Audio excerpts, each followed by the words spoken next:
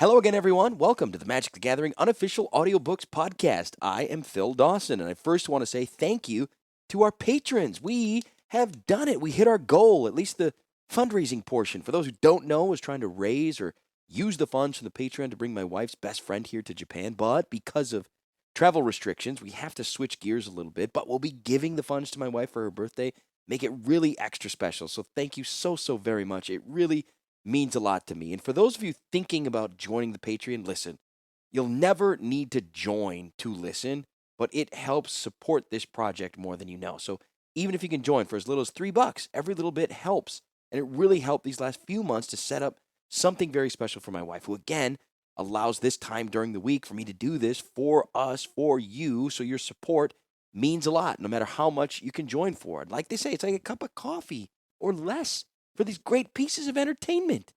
I hope you are enjoying them, and I'd love to hear from you if you are. Phil and Sendai on Twitter or Instagram. And really, we only have 2 chapters left for this book. So hopefully we grow the support before the next book, and I hear from you, and we just keep rolling along. Also, keep rating us at that 5 stars on Spotify. If you want to, you can write that over-the-top review on Apple. Let your friends know about us. Join the Discord. Let's get going. Dominaria United out. Brothers War coming soon. Okay, let's go.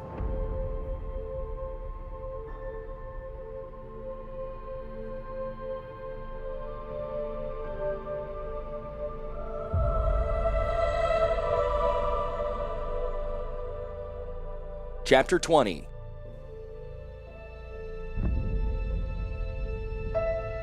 Urza flew among echelons of Radiant's Purification Army.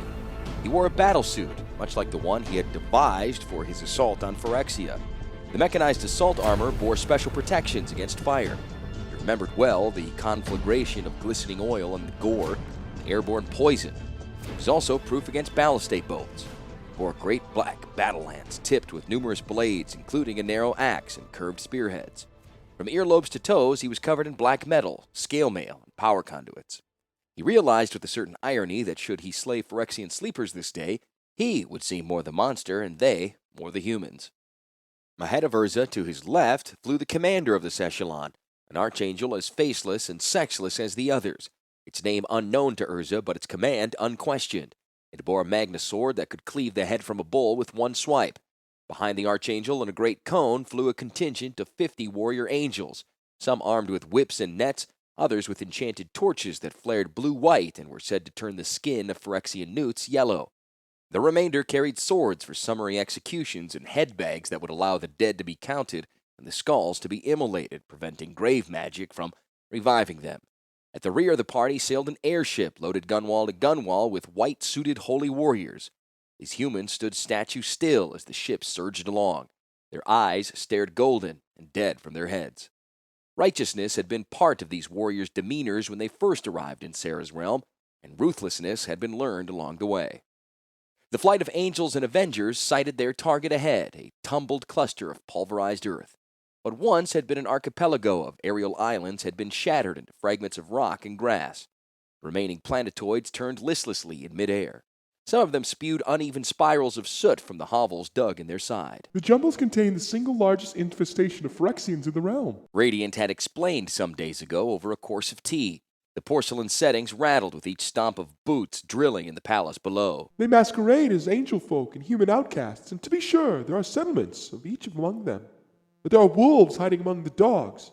You know them by their yellow-green casts and light, their soul torches. Urza lofted one such torch now. Others did the same. As yet, the light from the arcane brands was too distant and dim to pick out any creatures on the rolling boulders and hunks of ground. They would see soon enough. Angels swooped down with lightning speed. The Archangel commander made a series of crisp hand signals. The outer wings of the attack column broke away into sweeping lateral dives. Urza stayed with the leader, its core flight of 20 fighters in the air barge. The other 2 units, 15 angels each, soared outward to converge on their target like a pair of hammers. The main flight rose, following the Archangel. The field of rolling rubble dropped away beneath, revealing for the first time in its midst a series of larger aerial islands. The central force would land on the largest of these, purify it, and post a contingent there to secure it while proceeding to the second largest. Already refugee hives of mud and stick were visible below. The colony crouched in a hollow of stone beside a dead forest of gray stumps. The refugees must have been scavenging the ruined forest for firewood. Another hand signal from the Archangel indicated a flat rock bed just below the warren. They would land there. Like screaming falcon engines, the angels stooped from the sky. Their enchanted torches blazed all the brighter in the rushing air. The sight must have been horrifying from below, 20 sun-bright lights blazing down like comets, bringing with them a host of warrior angels and a boatload of angry humans. The sight must have seemed an apocalypse. The angels came to ground at a run. They dashed up slope toward the gaping entry to the warrens. Within, faces shone, yellow-green and wide-eyed. They flashed away into shadow. The angel warriors homed in on those fleeting faces. Their strides lengthened, their blades rose. There came no shout of fury or terror as come from mortal armies on the charge. Only the sizzling torches and the relentless boots announced their coming. Blue-white light bleached the gently rolling landscape. Glaring circles spilled into the shabby worn entrance. As the charge closed, a mighty crunch and thud sounded behind. The ground leapt. The barge of holy warriors had breached itself. A clank and boom announced the fall of the troop door. Then came the human roar of fury and fear. Meanwhile, Urza and his Archangel commander had reached the warren's entrance. They charged within and rounded a corner. A pair of desperate blades swung weakly out toward them. The first caught on the Archangel's massive shoulder plate. The second scraped dully against Urza's armored flank before clattering loose to the floor. The wielders, 2 young human-looking males, staggered back from the assault and flung up hands to ward off the Archangel's torch cudgel. In the blue-white glare of the torch, the young men glowed a ghastly shade of green. A spell arced from the angel's gloved hand, pinioning the limbs of both men on spits of lightning. They paused only a moment before bursting outward in a rain of charred flesh. White flashes of life force flared from the falling bodies and were drawn violently into the torches. Without pause, the Archangel strode over to the smoldering forms and into the narrow passage beyond. It was a spiraling descent that led into the heart of the aerial island. Urza followed. Behind them, the main body of angel and human warriors entered. 2 warriors took post at the cave mouth. They live in cold, squalid darkness down there, afraid of the light, of the truth. Radiant had said as she nibbled on a corner of toast. She had followed the comment with a wistful sigh. It is as though the air that had once nourished all of us is poison to them.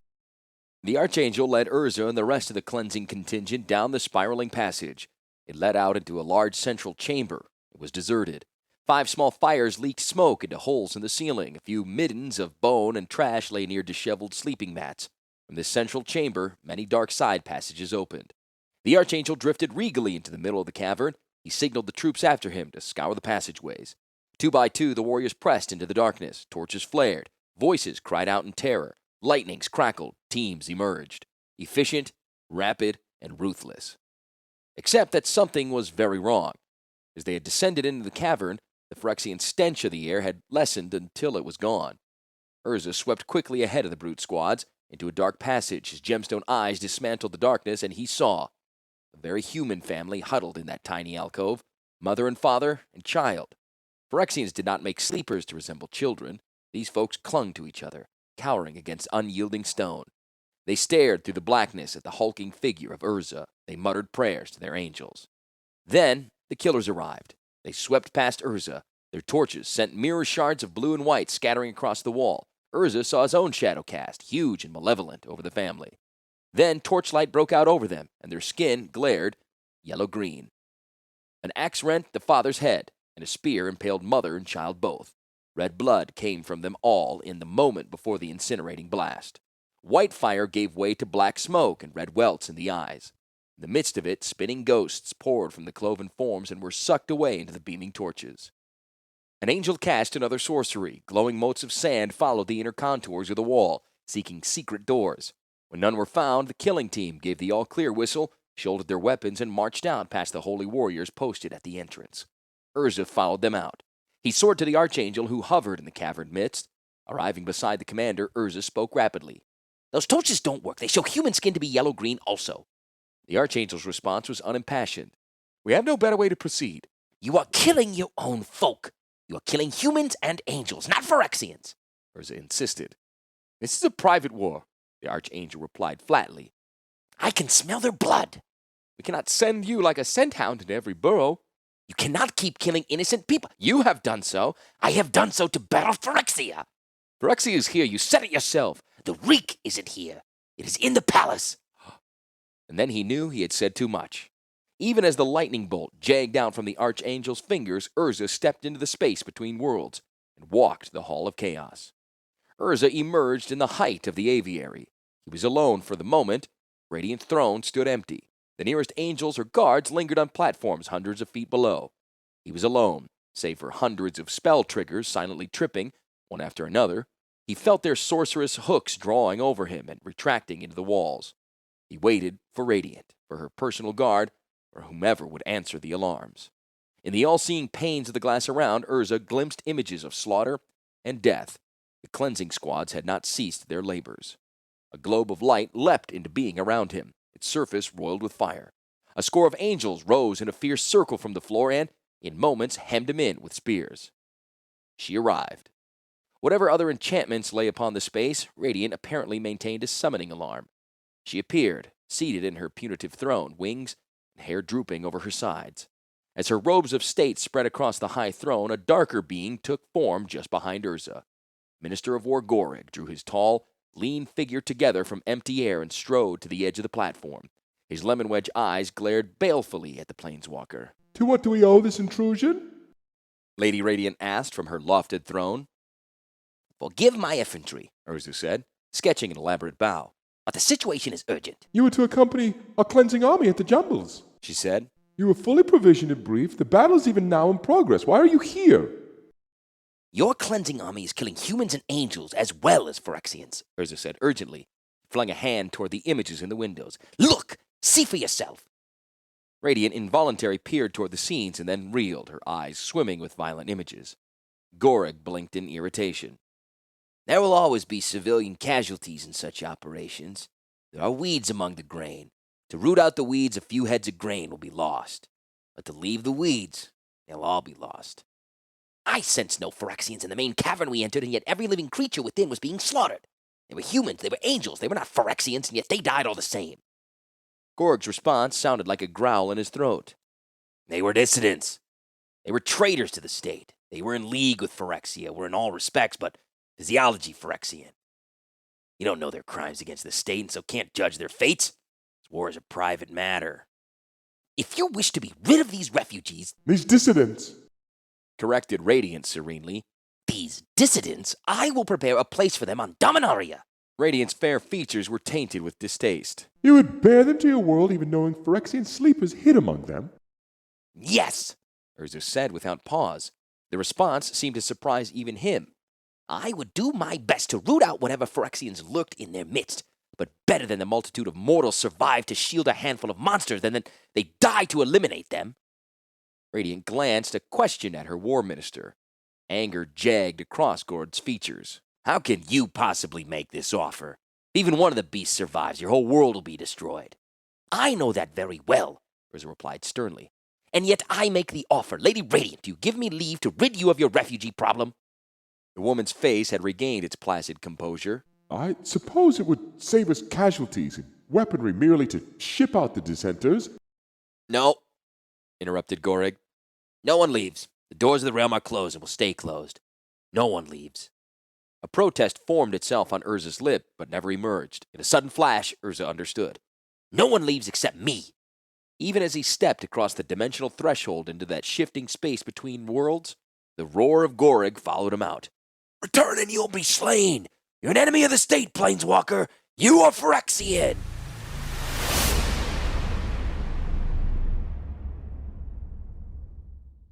Phyrexian sleepers are indeed in Sarah's realm, Urza said as he paced in his private study. They are transforming it, using it to prepare their invasion of Dominaria, but not as we had thought. Magemaster Baron sat grimly at the blackwood table. The shadows of the high study gathered about his shoulders. Beyond the window in a distant glade, the nearly completed hull of the airship creaked in its slow final expansions. The sleepers have a fomented rebellion in the realm. They have sparked a civil war. They've done it not by stirring up dissidents among the citizens, but by filling the palace with fear. Their leader is War Minister Gorig, who has shut down the discourse and debate that once filled the terraces and gardens of the realm and replaced them with tribunal and terror. Every day he declares more citizens traitors to the state, and he evicts them from the palace. They cannot leave the realm, though, and flee to refugee camps on broken islands at the edge of the plain. There they are hunted down as though for sport. All the while the realm shrinks. Baron was nettled. He ran a hand through his ragged hair. How does any of this advance the Phyrexian invasion? White mana, Urza said. Phyrexia has discovered a way to decant it, draw it off, and convert it into black mana. By slaying the refugees, they are harvesting white mana, drawing it into the sorcerous torches that store the power until it can be taken to Phyrexia. Between raids, Gorg must empty the torches into a soul battery. All the while, Sarah's realm is shrinking and Phyrexia's reach is growing. Gorg will allow no one to leave because he is harvesting their souls. A specter crossed Baron's eyes. Harvesting them? He shook his head, dumbfounded. How much has the realm shrunk? Urza rubbed his jaw in consideration. It has already fallen below its critical mass. Its collapse is inevitable. All that white mana is harvested by Gorg and reaches Phyrexia. We are doomed, Urza finished. Baron could sit no longer. He bolted to his feet, chair toppling behind him. He paced feverishly. If we could find Gorg's stores of white mana and divert them into the Power Stone for your flying ship, an astonished look crossed Urza's face. I can't believe what you are suggesting. It is Argoth all over, using the souls of others to power my own private war. No, said Baron. No, this is different. This is no longer a private war, Urza. And you would not be harvesting souls. You would be resurrecting them. They are gone already. You would be bringing them back, saving them from Phyrexia, and giving them new life in the heart of your own ship. You would be giving them a chance to avenge their own death. Perhaps, Urza allowed. His eyes glowed with remembered atrocities. Perhaps. This is not Argoth at all, Urza, Baron assured. We're too late to save Sarah's realm. The Phyrexians have already destroyed it, but you can still save her people. Urza's voice was fervid as he picked up the thought. I'll find where Gorg is storing the souls. They must be in Sarah's realm, perhaps in the palace. But he'll know I've come back. He'll know what I'm looking for. He'll tighten his defenses. I'll only have a few chances. Perhaps I could bring back some refugees each time. I could take 100 at once, if they would gather together, but they're thousands. He looked up. His eyes sparkled intensely. We need the ship, Baron. Once I find the battery of souls, we'll need the ship to get the rest of them. How soon can it be ready? The hull is almost complete. The engine and metal pieces are already in place. The sail crews finished months ago. By now, Joyra and Karn will have completed the Power Stone core. We've got to train a crew, of course, find the soul battery, and I'd say we could fly in a month, 3 weeks if we work day and night. I'll find the battery and save those I can and muster the rest. Baron smiled broadly, rubbing his hands together in astonishment. I had thought our victory over the monsters in the gorge had been your crowning moment, my friend. But you have made wars before, and it takes no great man to kill. It takes a great man to save, Urza. It takes a great man.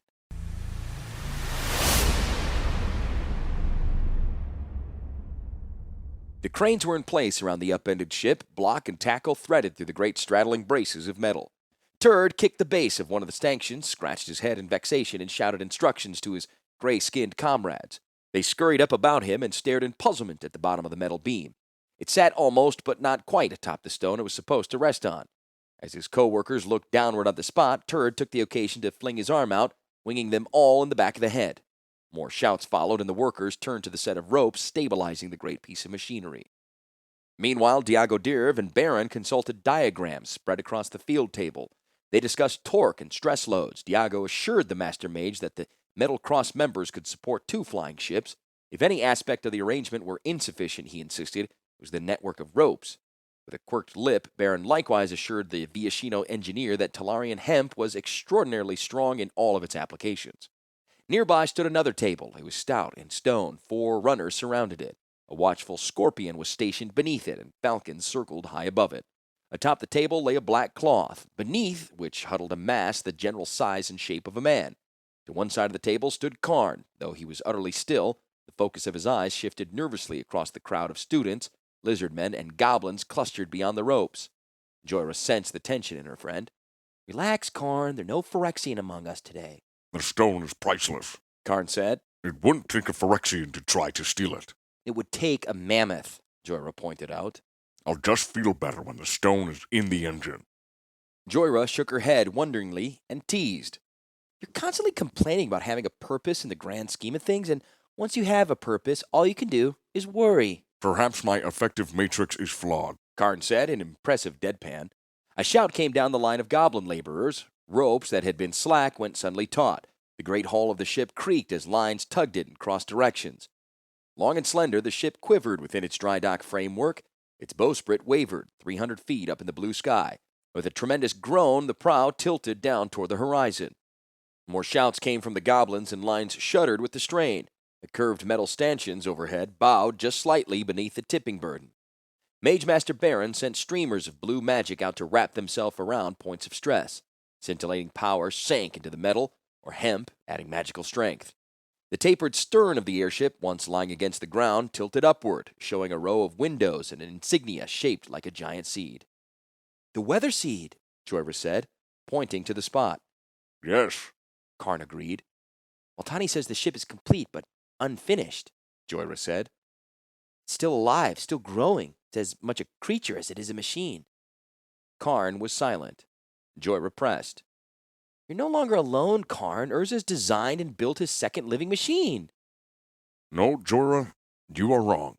Karn said. I'm a thinking, feeling machine, but I am not alive. This ship is Urza's only living machine. It is always growing, integrating new parts into its structure. I am not growing. I am disintegrating. Joyra sighed heavily. Disintegrating, aren't we all? Masts and spars that had for long months jutted sideways from the upended ship stepped into the sky. With a final shudder and thud, the vessel settled atop the landing spines. Ropes that had eased it downward grew slack. The teams hauling on those lines leaned forward and let them drop to the ground. There was a sigh from workers and artificers and even the ship herself, upright for the first time. The sleek raked craft looked large and muscular against the whispering forests of Talaria. Crews reverently approached it, staring in awe at its glimmering portholes and its elegant webwork of lines. Then the command started again. Workers set ladders to the side of the vessel and climbed aboard. Ramps were hauled into position to ease loading. Weapon crews swarmed with various beam weapons embedded in the prow and along the length of the gunwales. Master Mage Baron levitated himself into the air and floated along the curving rail of the craft, surveying it on all levels. Well, Karn, let's get this stone inside, Joyra said. She pulled back the black cloth, revealing a massive and beautifully shaped stone configured in a long lozenge like the weather seed itself. It caught the sunlight, amplified it, and sent it stabbing outward into a blinding corona. Karn leaned down, gathered the heavy gem against his gleaming chest plates, and hoisted it into the air. The combination of silver and crystal was dazzling. Karn was transfigured, a man made of lightning. He walked reverently toward the ramp that led him into the ship, and a cadre of 4 runners surrounded him. Joyra fell back, astonished by the bright spectacle. It suddenly occurred to her that Karn and the airship were of one piece. They were not 2 different generations of invention, but one continuum. Perhaps Karn didn't realize it. Perhaps Urza did not even realize it. But the Silver Man and the Skyship would go down together through time, parts of a single legacy.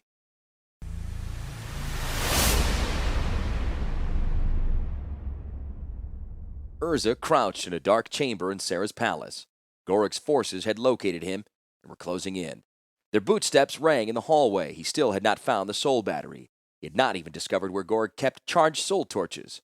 Time grew short. With sudden violence, soldiers' boots pounded against the barred door. Urza stepped away. He crossed the echoing crawlspace between worlds and emerged in the empyrean reaches of Sarah's realm.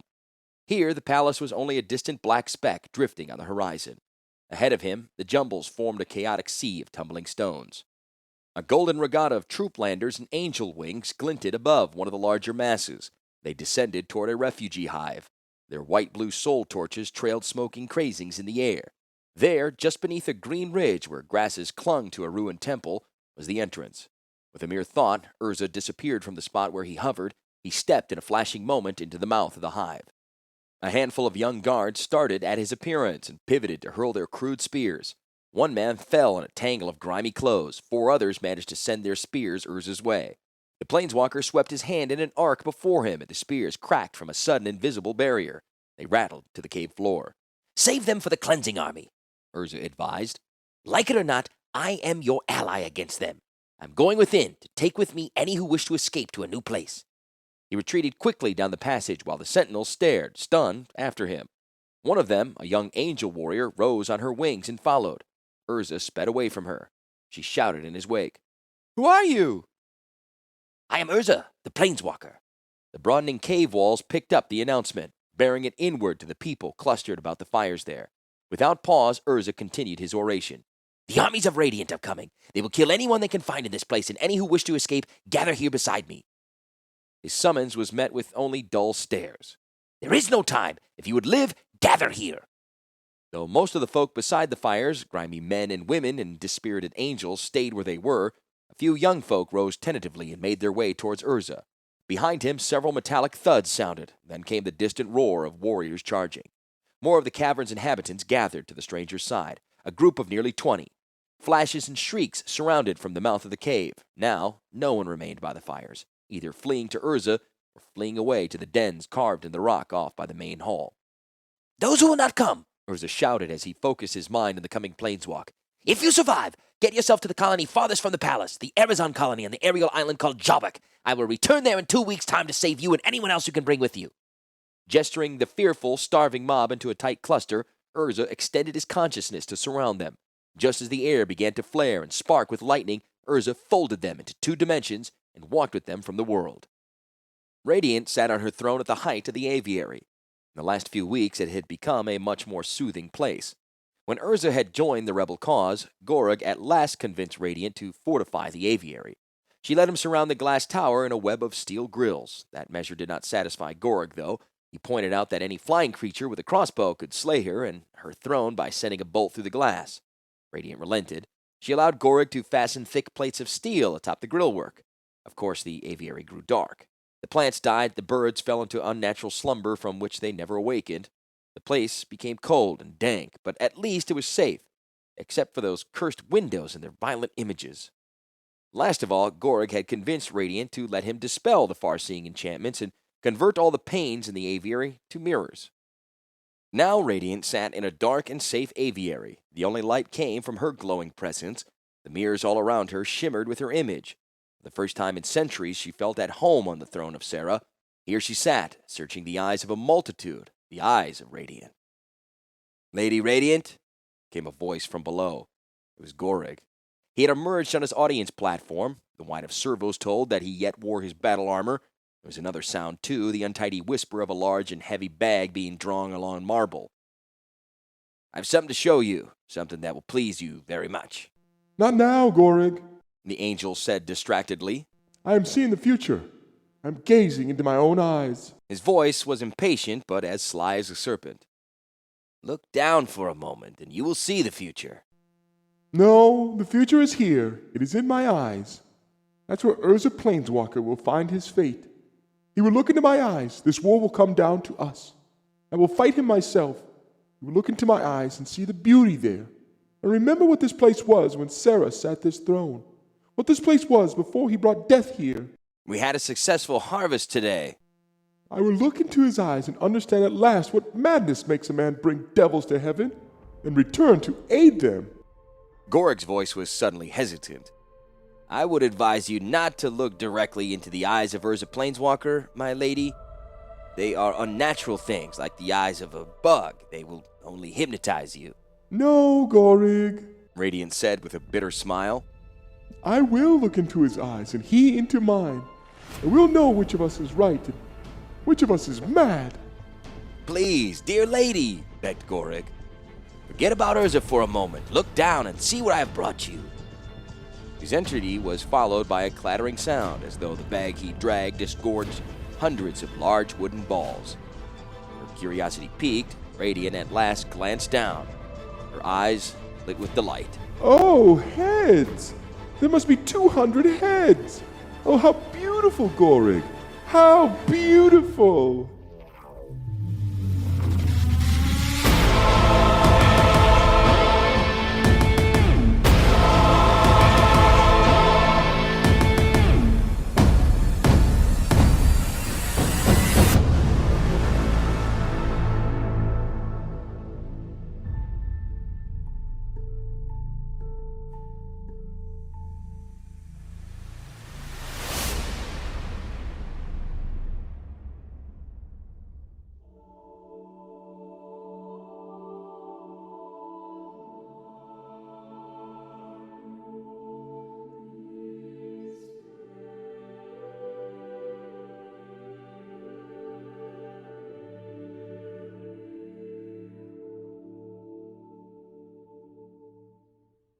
In the last 3 weeks, Urza has gotten 423 refugees out of Sarah's realm. He estimates that at least that number have been slaughtered by Radiant's cleansing army. He also believes each of his intrusions into the embattled plane only accelerates Radiant's genocidal war. All of the large concentrations of refugees have been harvested aside from the Arizon colony on Jabak. It holds thousands. For them, there is only one hope: the airship. Once it is fully operational, it should be able to hold most of the remaining Saren rebels. The trouble is the vessel will be fully operational only when we find the soul battery. Urza still hasn't located it. He has searched Gorig's private chamber. He has penetrated the deepest vaults in the palace. He's fought his way in and out of the best defended sections of the realm. Still nothing. On one of his journeys, Urza was forced into a showdown with an angel contingent. After the smoke had cleared and the bodies had fallen to dust, he recovered 12 mana-charged soul torches. A week's study, night and day, revealed the trick to them. They held enough white mana to provisionally charge the ship's power stone. We estimate the vessel will be able to fly, plane shift once, fire a few bolts from the deck-mounted energy points, and maneuver to the refugee encampment. The 12 empty torches are now mounted along the lines of the hull, power conduits running from them to the core of the ship. Urza hopes they will draw enough white matter from the air of Sarah's realm to recharge the stone for another plane shift when the refugees are aboard. The power will not last, of course. We need the soul battery to permanently charge the stone, but Urza is less concerned about completing his airship than he is about rescuing refugees. He acts as though these folks are modern-day ambassadors representing the bygone thousands killed in his wars. Perhaps they are. Perhaps in saving them, he's saving himself. Baron, Mage Master of Talaria.